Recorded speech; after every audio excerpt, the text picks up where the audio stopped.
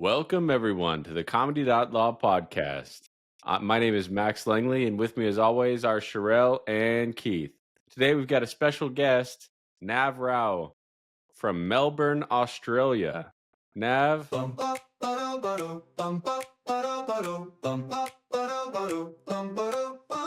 Comedy.law, yeah, we're here to play. Max, Shirelle, Keith leading the way. Lawyers with laughs and jokes to slay. Tune in, folks, it's Comedy.law today. Nav, tell us about the future of tech for the ordinary Joe. Is it going to be a lot of AI, or what's it going to be like? Wow, you really hit me with the complex question at 1 a.m. For the average Joe, Yeah. what's the average Joe use these days? Like, what's their is it? Facebook. Nah, that's not. No, they don't. That's like a decade-old average Joe, right? Yeah, decade-old average Joe. Yeah, I think AI is going to ruin us all. Yeah. Did you want a positive answer? No, I want the realist answer. The realist answer. Realist answer. Yeah, no, I think like we just do not know how to think for ourselves. Yeah, that's a big problem. Yeah. It's like, I don't know if you noticed this, but there's a lot of people that are suddenly a lot smarter on the internet. Yeah, a lot of people sound real smart on the internet. Yeah. Yeah. And they've got like really good comebacks.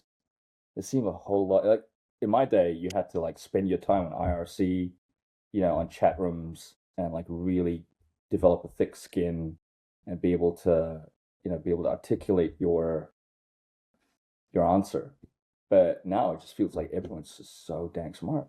They have like paragraphs and paragraphs of like comebacks, and you sit there and you think, I want to compete with this, you know. Yeah, we're just all turning into little tiny robots ourselves. We're turning into robots ourselves. Yeah. Yeah, there's a soundbite for you there. But yeah, I don't know. It doesn't look great. Looks pretty dire to me. Let's look at on the light side, the bright side. Talk about experience, and it's so important to have judgment and experience to manage AI. What are your thoughts on properly? Well, I know it's changing, but properly managing AI. Do you mean like from like the platform side, like the people that make it, or the people that are using it? I'm thinking of the people that use it. I know that the people that make it have a huge role, but because you get what you get. But what about the people right now that are using it? We, as attorneys, are very, very cautious to check things and make sure they're real and deal with the hallucination problem. You have the pointing inward and pointing outward. But talk about the bright side, in the future, what are people going to do? What do they need to be able to do? The users. I think there's something that like I've had a couple of people come to me and basically say, "Oh, you need to find a new job." I mean, that's a great thing to tell someone, but they are under this assumption that, like, let me just look at something that I do every day, which is write code and build apps and all that kind of stuff, right? People have an idea in their head. They're like, oh, I want to build the next Instagram. That's easy. I mean, it's easy in the sense that you've already seen a product built. So you're just basically saying, I'm going to build a carbon copy of something. And if you want to build a carbon copy of something, that AI doesn't need much. Just go to it and say, you see what Instagram is? Build that. And it'll try to do that. It'll try. The difficulty, I think, is that people don't know what they don't know. And in order to articulate what they need, that's where they're going to struggle with AI. Because a robot doesn't know what a sandwich is, and you have to like sort of articulate what a sandwich is. You have to say it's bread with some stuff in the middle, but you can't just say stuff in the middle because then you'll get a hamburger. So then you're sort of debating. Okay, do you put the mayonnaise on top? Do you put the mayonnaise on the bottom? Is the butter in on two layers? And these are little tiny things that you as a human know about the human experience and about that sandwich. And so you have to articulate all these tiny little things to the AI in order to build it. But it's going to build it for you. You don't have to use your hands, but you need to actually give it those instructions. And I think if you sort of learn how to do that, how to be able to see the problem almost from like a childlike lens, then yeah, you can make really great use of AI, and you can use it responsibly. The difficulty there is, do people know their craft well enough to be able to articulate to the minute detail everything they need to know? And that's the struggle. So if I went there and said, look, I know nothing about law. The last thing I used to watch was like Boston Legal years and years ago. Good show. Yeah, one of my favorites. And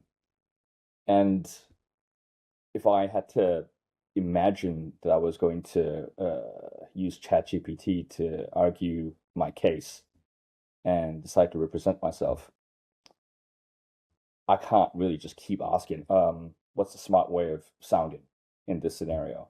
How do I make myself sound innocent? Like, those are not going to be useful prompts.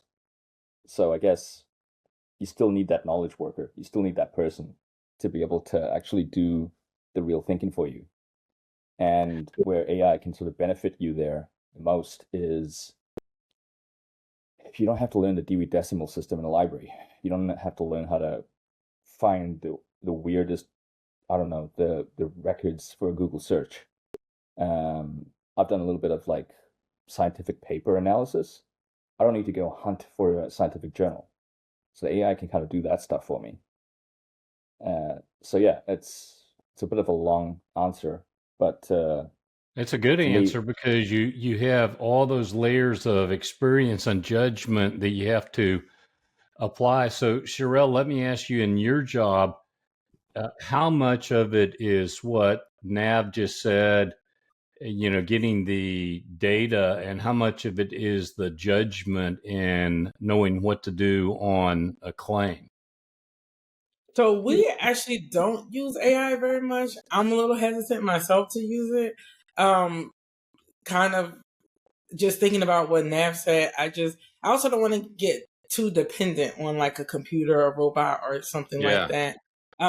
So I don't usually use it. I try to kind of find things out on my own. We do have programs in our systems where you can use AI and you put things in, but obviously, say like for confidentiality reasons, you don't put certain pieces of information in there. Because my understanding is that somewhere out in the metaverse, that information could become available to, people who you probably don't want it to become available to. So I do think it's important to know how to use this kind of technology. Like that, I think, is the number one thing. I will sort of say there. Ooh, don't know what happened there.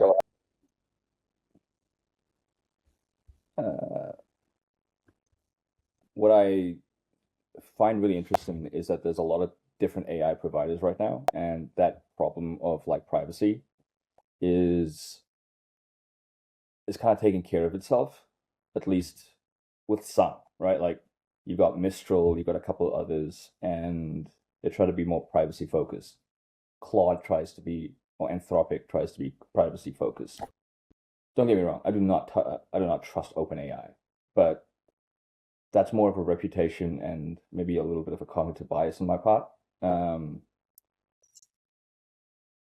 But on the other hand, I think that when you really think about the internet, absolutely everything you put in there is in some way or form used and could be surfaced. So I could definitely understand the privacy side of it, especially if you put in like client information. For instance, if I'm working on code which is like under NDA. It's got a very specific IP related to it. I can't put that code into an AI. But what I can do is sort of create a hypothetical scenario and at least use AI to sort of talk it out in my head. And that's what I tend to do. It's sort of my little, like, well, my partner. The only problem I have is that it's my partner that always tells me I'm right. So at Yeah, the very AI end of butters you up too much. Yeah. It wants you to it wants you to be right. it wants me to be right, and I want to be right. So I want to hear only the right things and that I'm right. So Well, I have to, for me, it's easy because I'm always right. All you have to do is that ask me. I'm always right. that's how I feel. So I often have to add to the end of my prompts. I want you to be really critical. I want you to just tell it, pretend you're my high school grade teacher, and I want you to really lay it on me. Be as critical as you possibly can, and interrogate absolutely every single fact, and maybe do it 2 times or 3 times. And it's actually pretty damn good at coming back to me and saying, "Oh, okay, that was actually not a really good idea. Whoops." Minus the whoops. Hey, Max, we just had the reversal of the Donald Trump $500 million fine. And I saw some comments on the internet that, hey, you don't need politically motivated judges. You just should give everything to AI. Oh God, That seems like a real problem to me. that'd be a huge nightmare to have AI judging us. Mhm. But the Yeah, problem is, Nav said, is, hey, with newbies, with young people, how do you give them the experience? How do they get the experience to apply to the AI issues that come out so that you can say, hey, that's a very friendly response. You wanted me to be right. What do you do? Well, and then you got the problem because, like, if you ask a kid, a third grader, what's 5 times 5, they might just plug it into AI and say it's 25. AI told me it's 25. They don't independently think for themselves to think what is 5 times 5. Mhm. So people are losing that ability, and that's what Nav was saying on the first question. People are losing that critical thinking ability, and I think it's going to continue to get worse before it gets any kind of better. Okay. Yeah, I sorry, I get just want all to the say, problems. There are definitely a lot of problems. I really want to focus on the bright side, the solutions. What do we do to try to make things better? AI should be just a supplement, not a replacement for critical thinking. That's what I think. Well, that's what Nav said. Nav, if you switch to the programmers, the people that are creating the AI products, what do they do to accomplish that? I'll be honest, I have no idea what they do.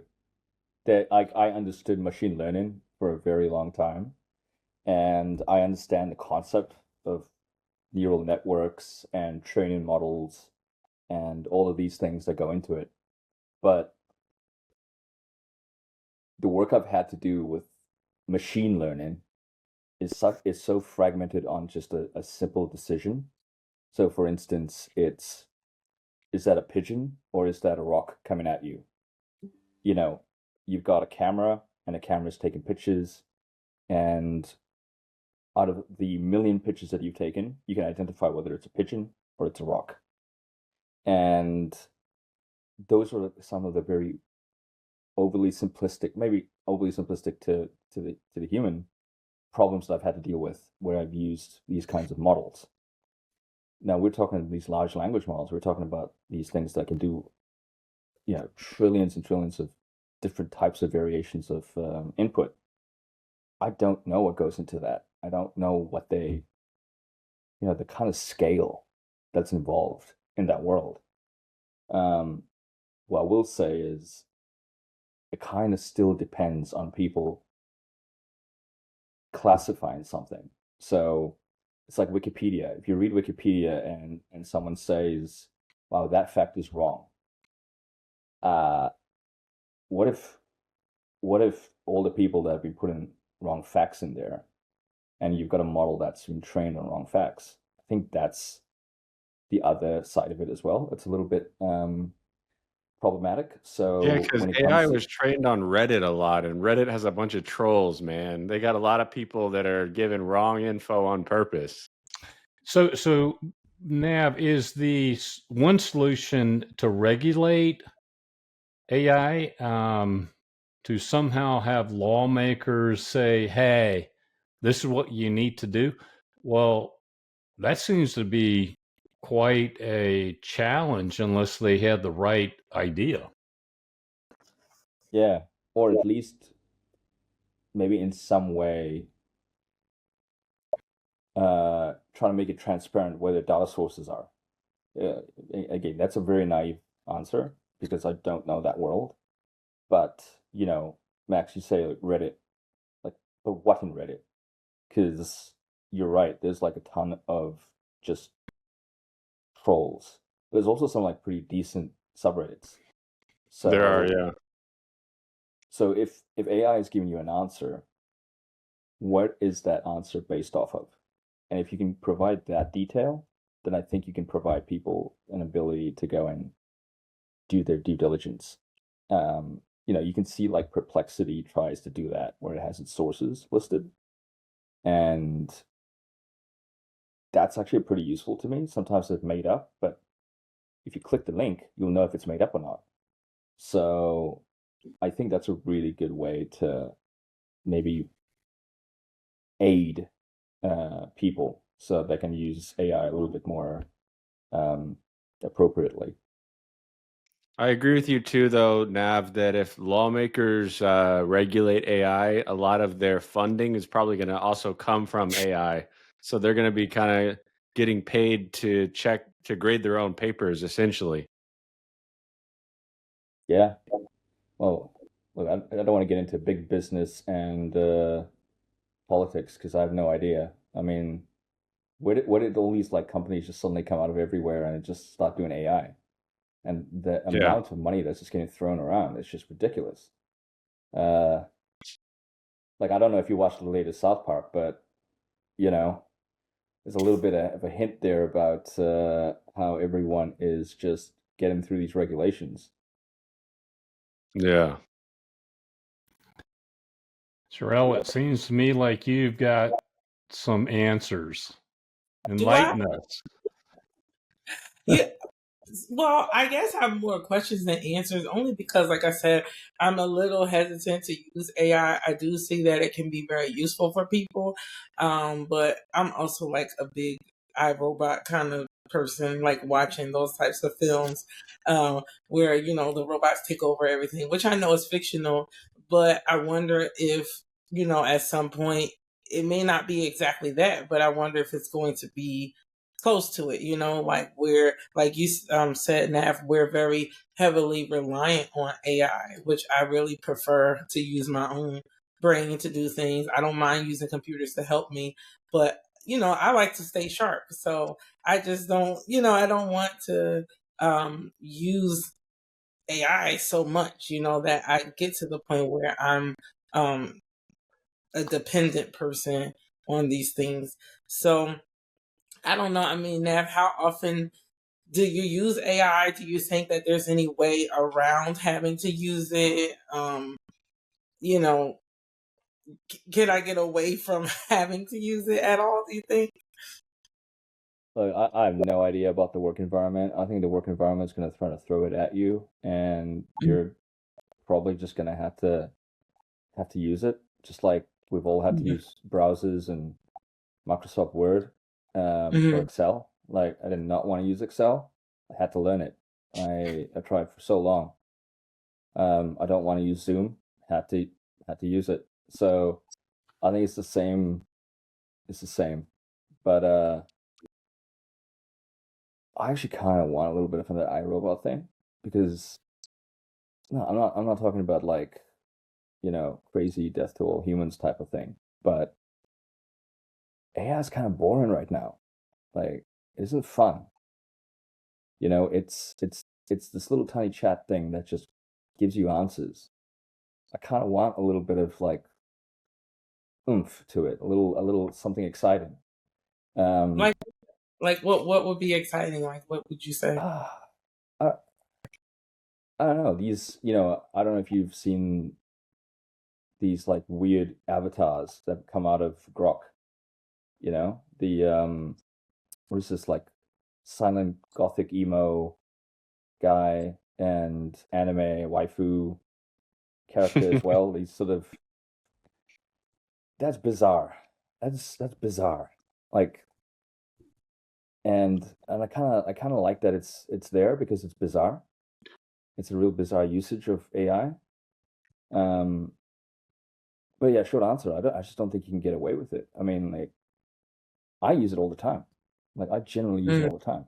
I actually think most of my code writing is AI. Uh, like I've got a pretty bad back. I can't sit down and write code for a very long time. So I tend to talk to the computer quite a bit, and I use an AI for that. Like, I just kind of say, this is what I want to do. These are all the different things I want to do. Could you just go and do this part and then move on to that part? And I use it every day. And yeah, some days it's like really, really good, and then some days it's so bad. It's it's so bad that it sounds like when I used to be in traffic. Like, it brings out this rage in me that I caught myself using probably the most cuss words I've used in the span of like 5 minutes, just talking to an AI. And I know it's my fault because I'm not giving it good instructions. I'm just saying, F you, why are you not doing that? Why are you not doing that? You are a complete, and just had to calm down. I was getting so stressed out. But yeah, I just can't avoid it. Okay, I guess I'm stuck with it then. I'll just have to use it minimally. That's what I do, Shirelle. I use mine minimally. I mean, I just recently used it to make a flyer for like a party that I'm hosting because I couldn't think of anything quirky to say, and I wanted it to be cute, so I just used the AI chatbot for that. But like I said, I don't really use it, and I try to like avoid it when I can. A really funny usage of AI. I don't know if anyone's tried this. I think Max is probably going to find the greatest use out of it. You can shove like a million different meme formats into it and say, which one do you think is really applicable to this joke? And then it'll kind of give you like 6 different meme formats that might fit. And there you go. You've now got instant Man, I'm behind on the content. times. I got to do that. Yeah, I'm a bit worried. Like, no, told you how to do that. AI jokes, man. I don't know. AI is not good at landing jokes so far, at least from what I've seen. Yeah, it doesn't have that punchline. It doesn't have a punchline. Its punchline is They're anti-memes. like, yeah, it's a little bit like a Norm Macdonald roast. It Yeah, sort of Norm knows. Macdonald had the best roast, though. Come on. Yeah, well, he did, but it's like how Norm would have to explain the joke at the Yeah. end. I feel like AI is kind of doing the same thing, where it almost has to explain the joke at the end. Yeah, you got on your blog, Nav, you've got a kind of Seinfeld level humor to you because I saw, you're talking about peanuts and you're talking about like everyday just like life items and you turn it into kind of humor. Is that kind of how your blog is on Substack? Yeah. I don't really have a specific voice. I just kind of like, I ate a jar of peanuts. Like that was it. I bought some peanut butter and I thought, oh, I'm gonna have like 4 slices of bread and some peanut butter, and then I just had the whole jar of peanut butter. And I was just sort of sitting and thinking, well, I know this is gonna happen again. It's happened before, so I thought I'd write a blog post about it. That's the best thing to blog about, man. You blog about everyday life and then people will start coming in like flies on honey. I haven't tried that yet. Probably a good protein source. But yeah, I think my writing is kind of like just kind of, it started off with just like little tiny haikus and stuff like that. I just really want to get in the mood to write. And in order to get into the mood to write, I stopped trying to be pretentious about my writing, because you get all these people that sort of think, I'm going to read some Russian literature. I'm going to like study writing, and then I'm going to go and Oh write. God. But what do you then write about? So I just wanted to be as unpretentious as possible and just write about anything. And anytime I catch myself trying to be too poetic or try to get too deep on a topic, I just sort of pull myself back and I think, I'm not going to read this. So let me write it how I'd read it. And you just wrote about the guilt of leaving unread. It's on the perfectlycromulent.substack.com. There's a subscribe button at the top, but you don't have to subscribe. You can read without subscribing. That's me. I read incognito. What? Why? I don't know. I don't subscribe to anything. Yeah, that was. It's just so much content out there, man. There's so much content. Like between probably a podcast, a blog, another podcast, a TV show, a movie, everything that comes out, and you're just sort of thinking, especially when, like you've met these people who are creating these blog posts. I feel super guilty about not reading them, but like I don't have the time for it. Like when I'm not working with AI or building an app or something, I kind of just want to sit on the couch and just do nothing. Yeah, me too. I know that feeling. Sometimes you don't want to be a content creator. Like, I feel like kind of my whole life is like kind of like revolving around being a content creator. But like sometimes you just want to sit on the couch and do nothing. Yeah, I don't even know what this content creator thing sort of just came up. It just became a thing. Yeah, I was just writing LinkedIn posts to make it a little bit fun. Yeah, I noticed that you like commenting on Ken Chang's post. He's an interesting character on LinkedIn. He's like the anti-LinkedIn, basically. Yeah, he's the anti-LinkedIn, and it's like, man, it's so weird how I feel like his content is also so formulaic that it's probably an AI there. Yeah, yeah. Yeah, it probably is. All right, well, Yeah. let's give Keith $100 if he can say what the word cromulent means. What does the word I have no cromulent idea. mean? Oh, no I don't idea. know. Oh, I'll ask AI. it's from The Simpsons. Do do do do do do do do. Yeah, I bet AI will find out very quickly. No, they'll never figure out what that word means. Okay. Well, what do you mean? It's like in the dictionary now. Oh yeah, it's true. It is. Yeah, it made it from The Simpsons to the dictionary. That's crazy. Yeah. Well, I mean, isn't skibbity now in the dictionary? Yeah, skibbity and Riz are in the dictionary now. Oh, Riz is. I gotta look Damn. it up. I don't know what Riz means. I've been trying to figure it out. Riz means you got charisma, you got charm. Oh, is that where it came from? Okay. It comes from charisma. Okay. Yeah. Oh, I always okay. Yeah, that shortening of charisma, that makes sense. Yeah, I Okay. love the Simpsons. Cromulent means acceptable or adequate. Yeah. The continental breakfast was perfectly cromulent. Yeah. That's what Nav is all about. He's about The Simpsons. He's like, right around my age. So we grew up on The Simpsons. Oh, so you're both 12? Yeah. Yeah, well, yeah, that's the new adult. The new adult is You The know? Simpsons. Yeah, that's that millennial core. Grew up on The Simpsons and MTV. Yep. What'd It's you grow funny- up on, Shirelle? What were you watching growing up? What did I watch growing up? I know, like on Saturdays, I used to watch like one Saturday morning. I watched, as far as cartoons. Or cartoons or regular shows, either one. Oh, yeah, like I think I mostly just watched on Saturdays because we didn't really watch TV during the week. Yeah. What'd you watch on Saturdays? One Saturday mornings, and then Friday nights we watched like the TGI Fridays lineup. You know, like they had Family Matters, Step by Step, Sabrina the Teenage Witch, and I forgot what the last one was. But Yeah, I yeah, like every Sabrina. Yeah.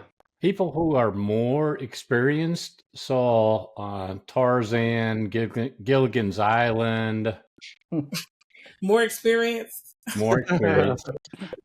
Watching I TV. I watched quite a bit of MASH and Happy Days. Yeah. Those are good.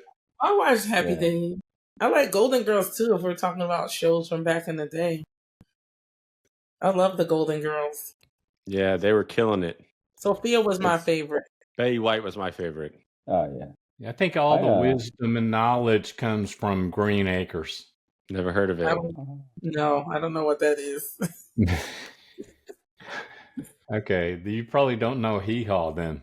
No. That one I don't know.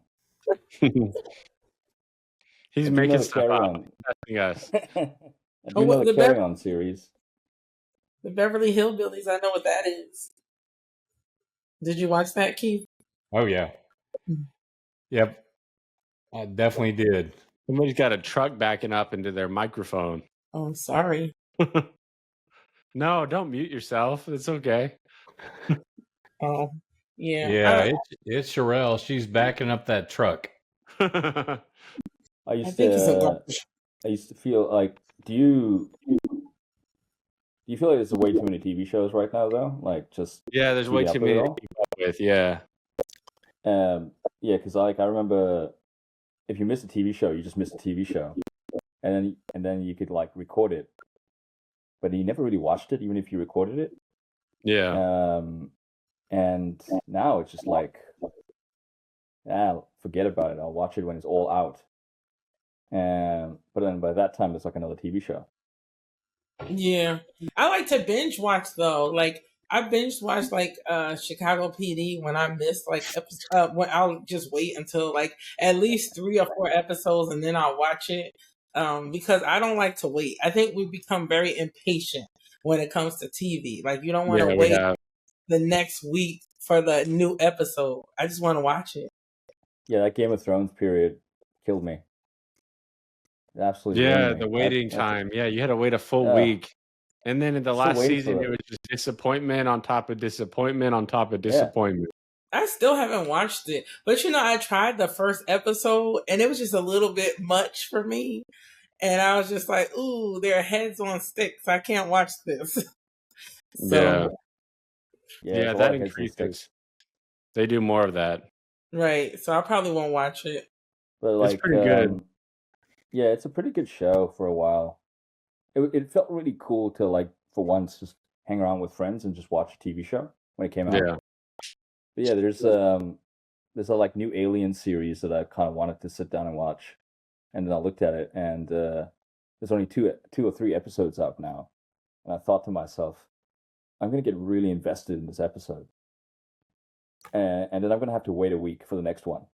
I don't know if I can do that.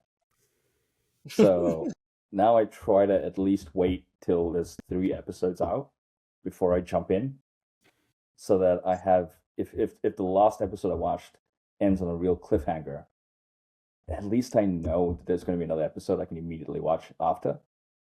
Right. What's the name of the show now? It's Alien Earth. I might watch it. I like Yeah. alien stuff.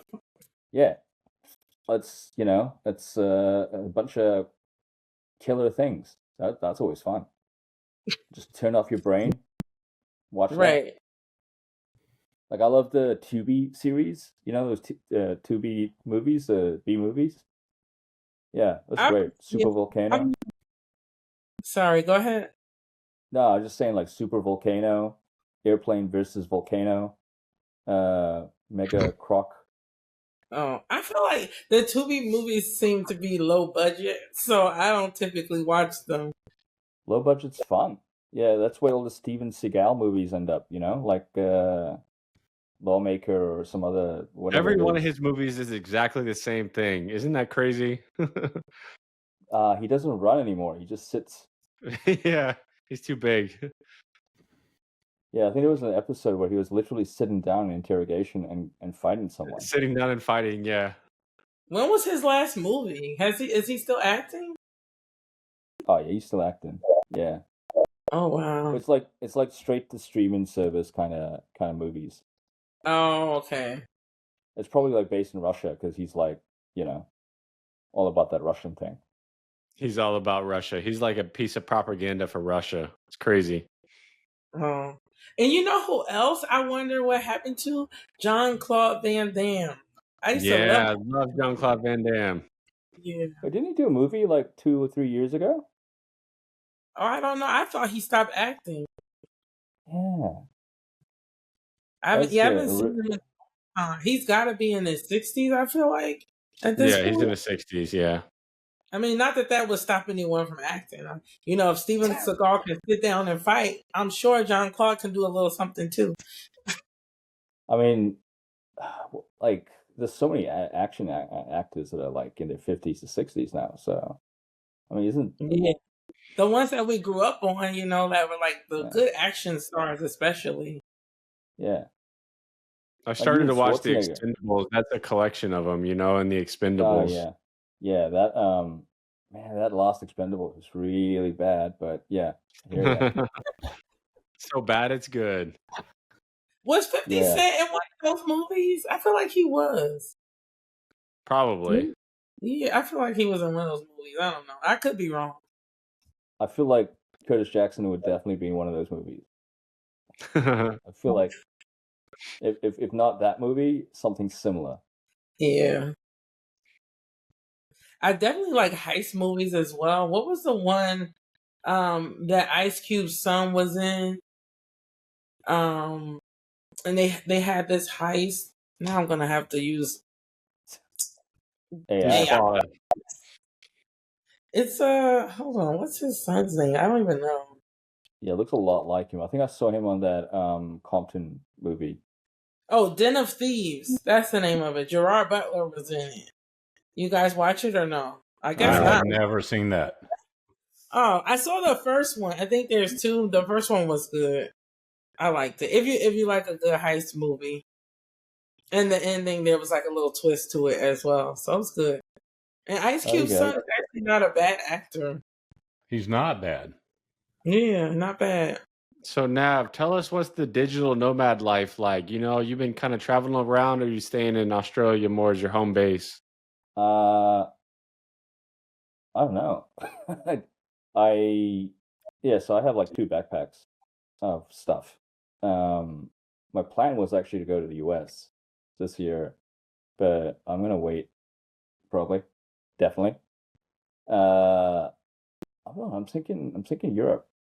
Go to Europe. I kind of want to go to a place that isn't just a mega city. You know what I mean? Like, I don't care about museums and stuff like that. But I just you want something with a little soul to it. Yeah, sure. Yeah, like Spain or Amsterdam or something like that. Just something totally different. Cobble streets and legal cannabis. Just completely different. Yeah. How long have you been living like a digital nomad? So I don't really think I'm a digital nomad in the classical sense. It's just that I don't really have a full-time base. Like I was in New Zealand for a decade, and I basically kept moving around different neighborhoods. Like I didn't stay in one place. And then I came to Australia, and I'm thinking about hopping around from here. So it's more like every time I felt like I was going to settle down somewhere, I realized, oh no, I actually don't like it. It's just too boring. Like I kind of want to like be in a different environment every year. Mm-hmm. So the goal was to be here for like a year and then move on to Sydney, which is also a nice place in Australia, and then move over to Darwin, and then from there go up to like Southeast Asia. But I don't want to just go for like a month. I kind of want to like live there for a while, because I don't really. My life is just go to a cafe. I want to ingratiate myself with the locals, go to a cafe and sit there, and just do the same thing I do here, just in a different environment. Mm. So yeah, I don't really have a plan. It kind of depends on the political climate or the wars, which is a weird thing to say right now, but yeah. Your passport is from Fiji, right? It was. It It's was. New Zealand Okay. now. Yeah. Fiji's a terrible passport. Oh, yeah, that's what I was going to ask, is how good of a passport that was. But yeah, that It's answered it. terrible. Yeah. Yeah, Do you you gotta speak any, apply. I was Sorry. just gonna ask, sorry. Do you speak any other languages? Like if you're going to countries where they don't necessarily speak English, do you learn the language or do you try to stay places where, they speak English? Yeah, I'm probably gonna have to try to stay at places where they speak English. So because I grew up in my childhood was in Hawaii, so I got indoctrinated into just English, Okay. and uh, yeah, even Fijian, like I know just the cuss words. So That's all you need to know. well, You yeah, learn that. yeah, pretty much. Like that's all you really need to know, because then you know if the hotel staff is like, they're saying something about you. Um, and also just like how to catch a cab, like how to say I'm going to go there or I'm going to go there, or take a left or take a right. So I'd probably like just learn the basics. But man, like coming back to the AI thing, like to be honest, that stuff's pretty dang good. Like those Google Yeah, the Lens stuff on translate the things. phone. Yeah. Yeah. So I'd probably just try to learn enough to be able to function inside a cafe. Okay. That's simple enough, I feel like. Yeah, how's the weather? How's your local football team? How's the sports? Yeah. I'm sure there's some basic stuff. Where is Okay. food? Yeah, Where's food? yeah. We'll have to figure out what that food is, but yeah, like where is food? Then I have to Yeah, ask but like, most people can just speak English, and especially in the touristy places. But like you said, I guess you don't want to go to the main touristy places, so you'll see. yeah, like I guess there's main touristy places, and then there's just like everyday life places, and then there's sort of rural places, right? Like that's how I have that distinction. Um, and I guess I'd want to go to the everyday life place, which is usually going to be some place that's near education and urbanization and city. Um, but yeah, in Fiji, for instance, English isn't like the most. It's a prominent language, but it's not spoken very well. So I feel like you can get away with it pretty easily. I've been to Thailand, and in Thailand, it's super easy to get away with good English. Um, like most people there speak just enough English to understand what you want. Um, it's only when they get drunk that they're, a little bit difficult to understand. But then you can kind of say that about even the English. Like when they get drunk, I can't understand a single thing they're saying. So, yeah. Yeah. All right, let's talk about the movie of the week, Juror number 2. Shirelle, what'd you think about the little twist in there? That was before you got on here, Nav was telling me that was kind of an M. Night Shyamalan twist. Well, I actually didn't realize we were watching a movie this time. I guess we got to ask Nav about the twist.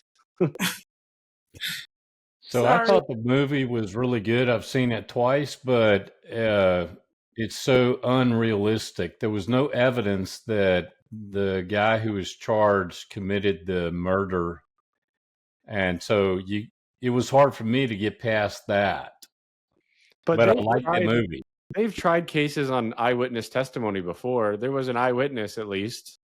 Yeah, but there was no evidence that he had actually committed the murder. Yeah. The only eyewitness was that, hey, I think I saw that guy on the bridge. That was it. Yeah, get out of his car. So everything else was speculation. It was all made up. Yeah. What'd you think? Same way with that protagonist. Did he hit that girl? Did he not? Did she get tossed into the ravine? There's no evidence of any of that happening. There could have been some DNA evidence on his vehicle, but we don't know that. Yeah. Yeah. Yeah, Yeah. I thought that at least the jury part was kind of realistic in the sense of how they deliberate. What happens if if they get poisoned by somebody who has to who is doing an investigation on their own? You know, where the "We Are Farmers," where that guy he did his own investigation, and it turned out that the judge did not like that, so she was like, you know, "You're stricken. You're out of here." That is what would really happen in a real jury room. And then their discussions of the case, those felt like that's what juries actually do.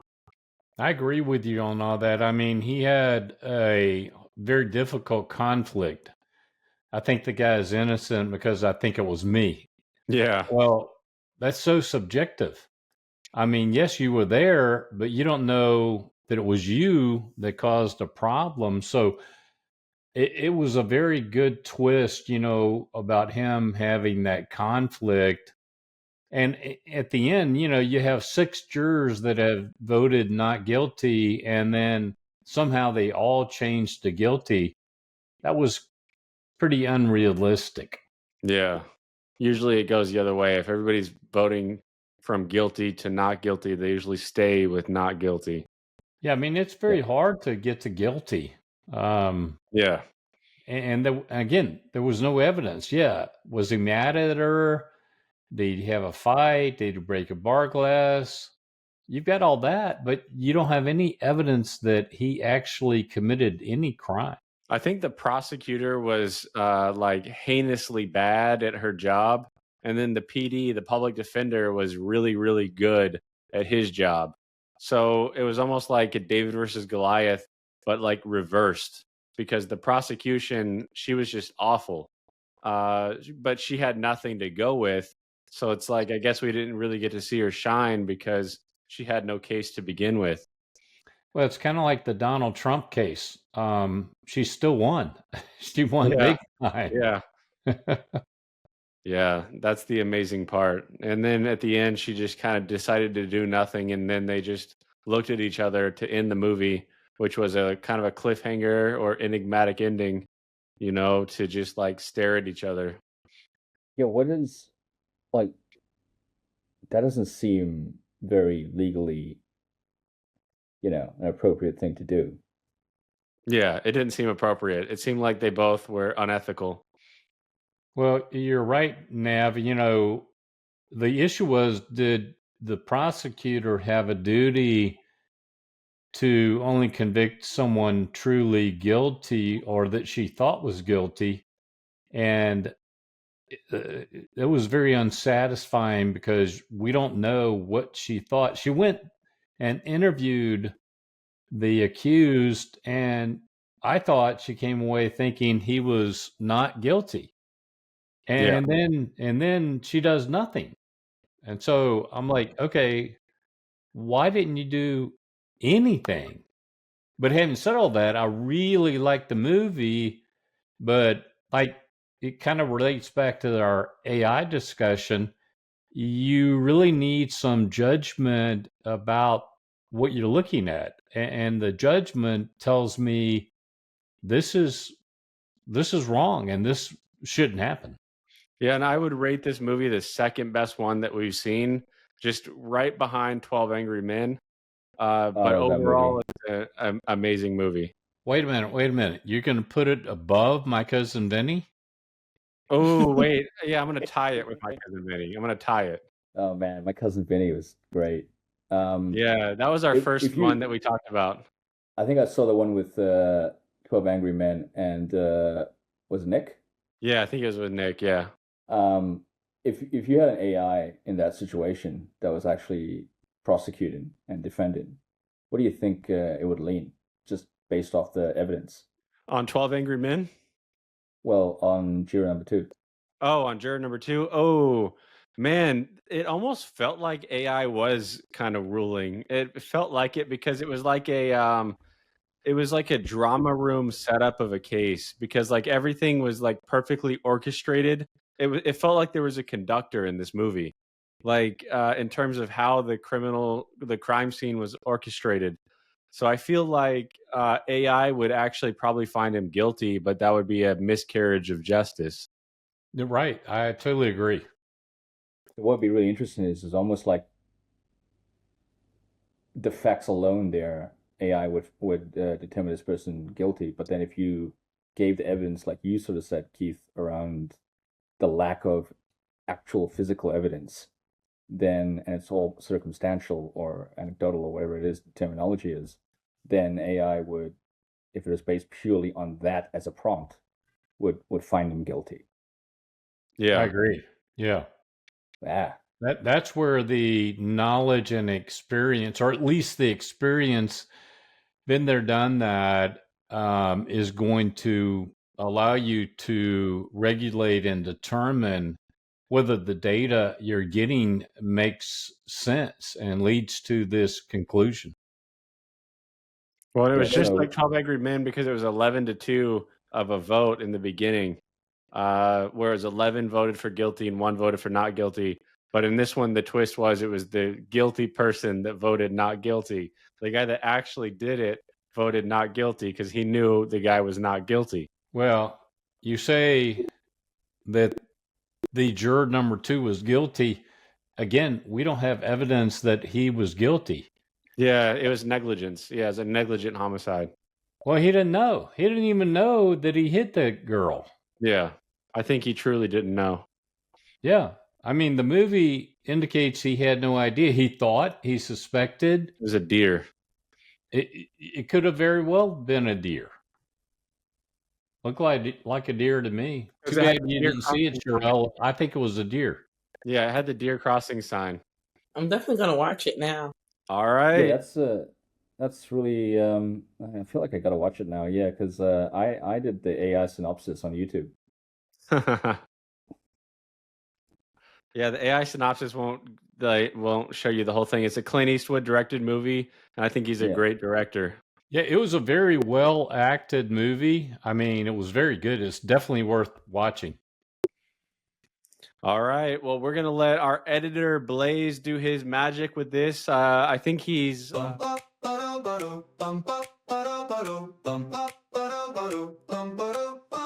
Comedy.law, yeah, we're here to play. Max, Shirelle, Keith leading the way.